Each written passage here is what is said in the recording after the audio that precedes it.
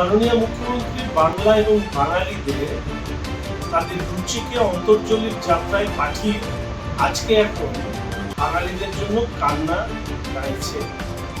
যে বাংলা একসময় রবীন্দ্রনাথ এবং নজরুলের বাংলা হিসেবে পরিচিত ছিল, সেই বাংলা এখন অনুব্রত আরাবুলদের বাংলায় পরিণত হয়েছে। শেখ শাহজাহান থেকে মনোজিৎ, আরজিকর থেকে কসবা, আজকে মহিলাদের উপর অত্যাচার, শারীরিক অত্যাচার, ধর্ষণ আজকে প্রাতিষ্ঠানিক রূপ পেয়েছে। ফলে স্বাভাবিকভাবেই বারবার করে প্রশ্ন উঠছে যে রাজ্যের মাননীয় মুখ্যমন্ত্রী কুমিরের কান্না তিনি কাঁদছেন কেন?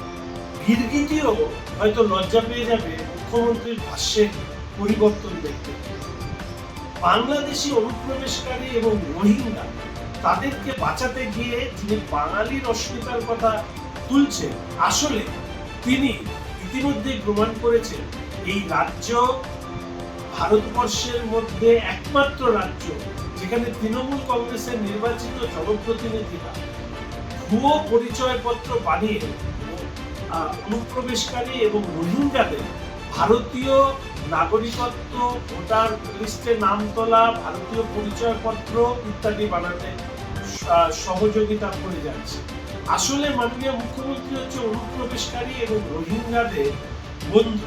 ফলে বন্ধুদেরকে বাঁচাতে গিয়ে পশ্চিমবঙ্গের মা বোনেদের সুরক্ষা শুধু তিনি দাও লাগাননি, তার সাথে সাথে বাঙালির রুচিরও যে পতন তিনি ঘটিয়েছেন, আজকে পশ্চিমবঙ্গের মানুষ হিসাবে আমাদের মাথা হেঁট হয়ে যায়।